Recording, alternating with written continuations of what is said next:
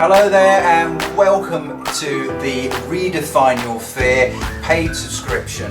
Thank you very much for joining us. Hopefully you're now going to hear the advice and tidbits from these guys who have actually gone and made the leap and actually have redefined their fear. So it's the second question now we're dealing with on the survey, and the second question is, how did you manage your fear?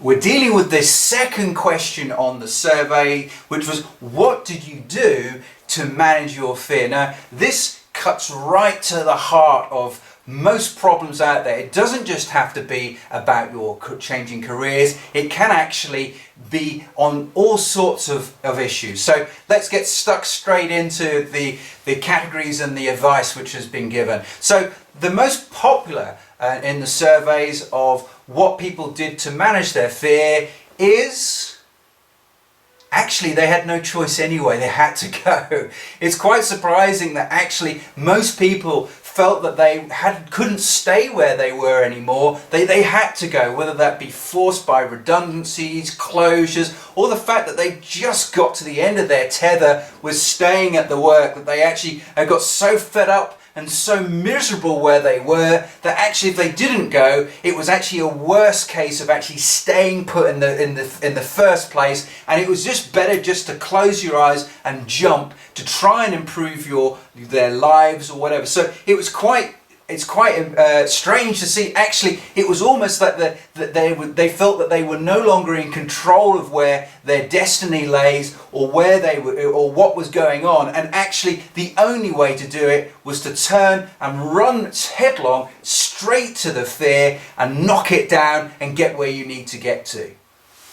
Okay, the second most popular category for what people did to manage the fear is that people went and concentrated on acquiring skills and developed their skills which they already had to try and actually make a living out of it. So this is basically what starts maybe as a hobby or an interest, actually it starts to grow. You start to feed it and you start to look at angles on which actually you can make this skill or hobby into something which you could potentially make a living out of. If you're very good at public speaking, then there's plenty of places on the internet where you can actually Fiverr, Warrior, where you can actually go and sell your skill to people who will actually pay you to make a professional video. So even the skill which you don't think is particularly a marketable skill, look at yourself very, very closely, write it down on a piece of paper, see what you like doing. See what actually you think. Yeah, actually, I think this could make something out of this. From my own experience, my hobby was kite surfing, and therefore I thought I might be able to actually teach this to people. And as I looked into it, as I gathered more research, it actually became clearer and clearer that that was a road that I could hone my skills. The good thing is that I was actually honing those skills whilst I was still working in my job before leaving it. So it was almost like I was setting out the pathway. So when I did want to actually walk down the pathway, it wasn't a complete shock. There was already some stones laid out on the ground where I knew I could go. So it was a good way, and it is a good way of actually finding your own pathway through the fear. Okay, the third piece of advice which people came up with is stay positive.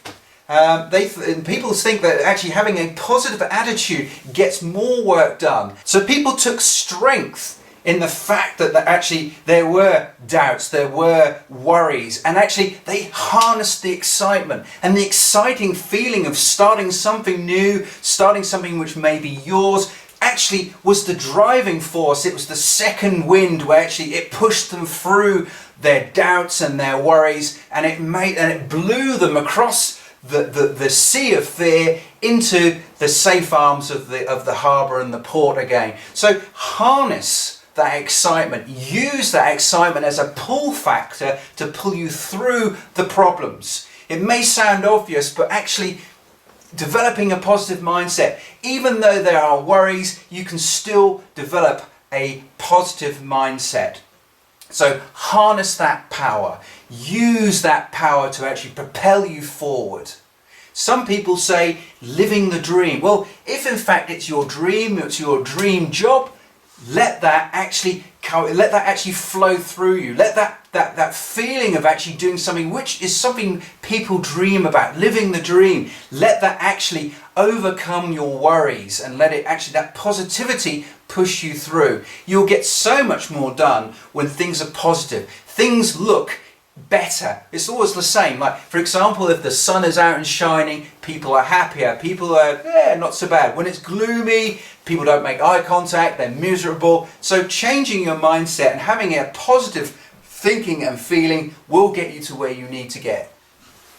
Okay, the next area which people said that how they managed it was that they actually sat down and planned it out. They actually had a goal and they made a plan and then stuck to the plan and executed the plan. The plan then became their roadmap to actually achieving it. It wasn't just a plan written some ideas down just to feel good as a therapy. It was something which was a real life action which actually had steps. Your steps, their steps, manageable steps to get to where you need to get to.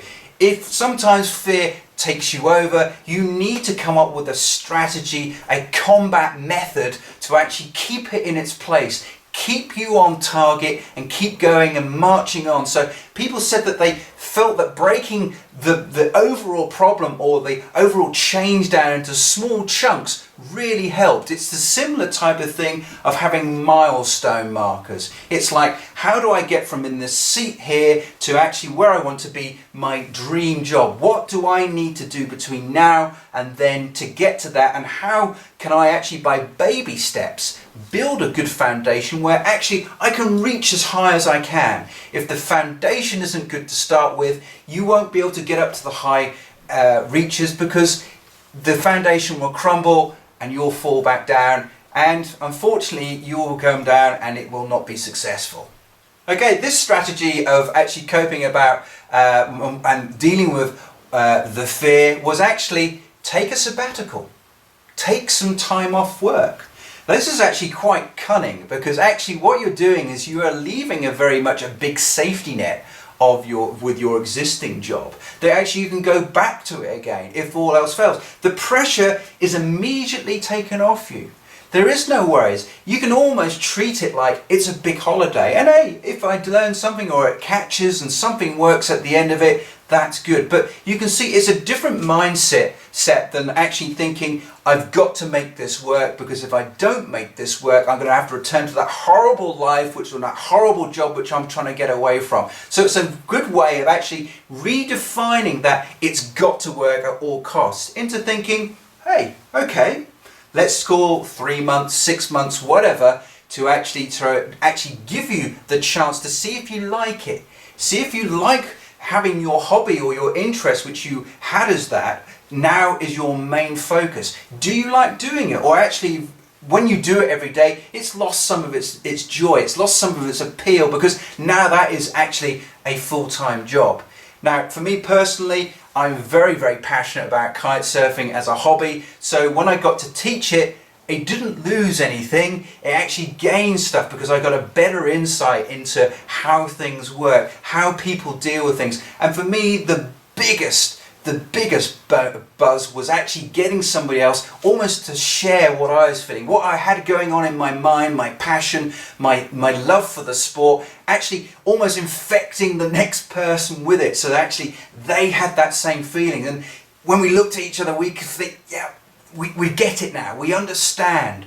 So having that actually a break and having a sabbatical which takes the pressure off you, maybe just that thing you need to get rid of that stress. And lots of firms nowadays, it's a good way of actually, rather than taking voluntary redundancy, if you just disappear for a few months but have the link to go back, you're helping out your boss, you're helping out the business. It's almost now with this flexi timing, it's no big thing anymore. In the olden days it used to be shock horror, how can we possibly cope? But nowadays, with maternity leaves, with equal rights coming for paternity and maternity, workplaces are getting far used to that person or you not being there. So actually, it's never been a better time to actually go and ask your boss for that sabbatical, to try out something you wish you could do. Don't leave it until it's too late. If you're in nice rude health as it is, do it now. Plan it,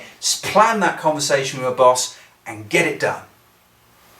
Okay, the next piece of advice was basically a lot of people spent time researching people in the new desired industry. They actually wanted to sort of see how green the grass was. Was it actually greener on the other side or not?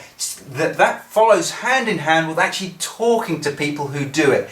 If you actually just dreaming and you've got this thinking, oh, it's going to be lovely, but actually you have no experience at all, you need to find somebody who's going to tell you. Now, anyone who's actually made the jump or works in that industry, trust me, they will not have a problem talking to you. In fact, it's one of the things entrepreneurs and people who have gone through this, they really do want to help. They really want to help pull you through. And they will give you proper advice. I mean, advice you mostly can't find in the books. Proper, real life advice. What's it like? Do you have to get up early?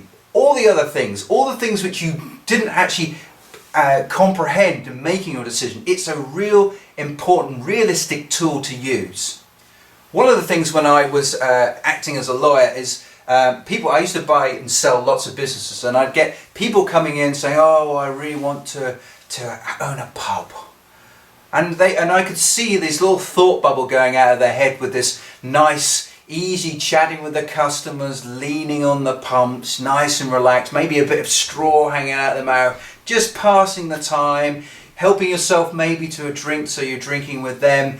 The reality couldn't be any more different. It's a long, hard day, and actually it's like a marriage. You're there all the time, you cannot take a break, and actually sure, you can be Mr. Friendly or Mrs. Friendly with the customers, but you still have a business to run. So actually it's important actually you talk to people in the industry so you can get the real Lonely Planet guide to what it's really like.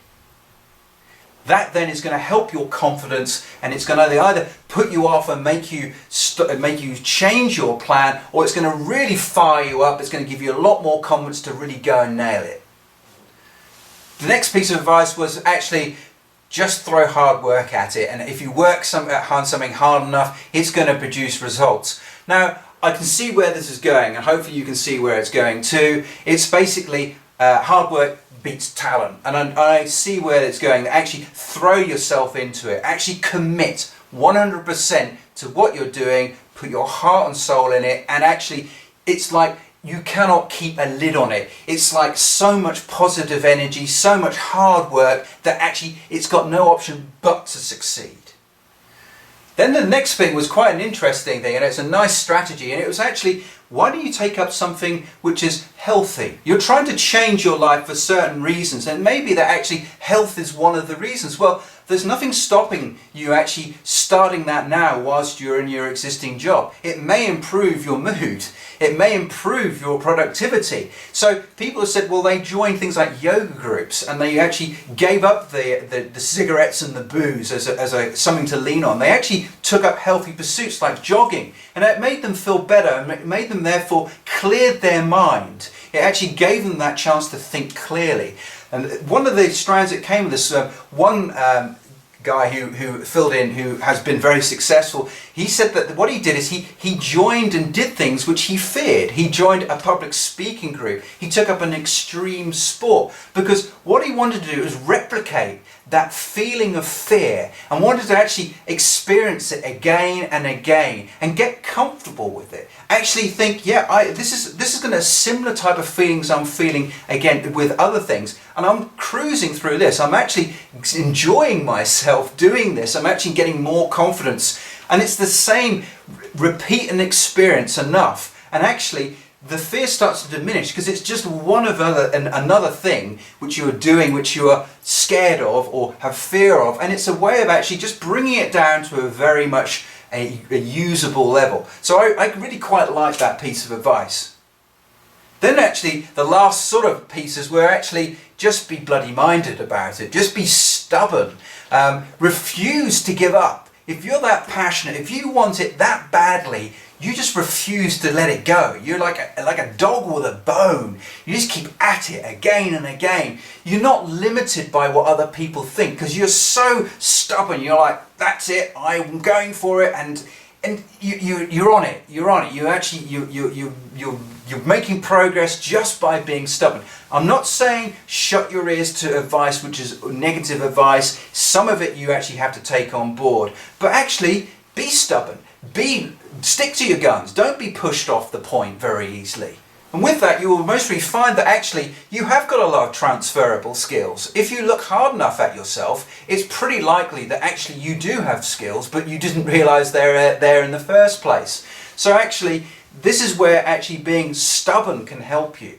Also, some people were saying in the survey, well look, just be fatalistic. Just actually say, well look, life is short, it's YOLO, you only live once, whatever.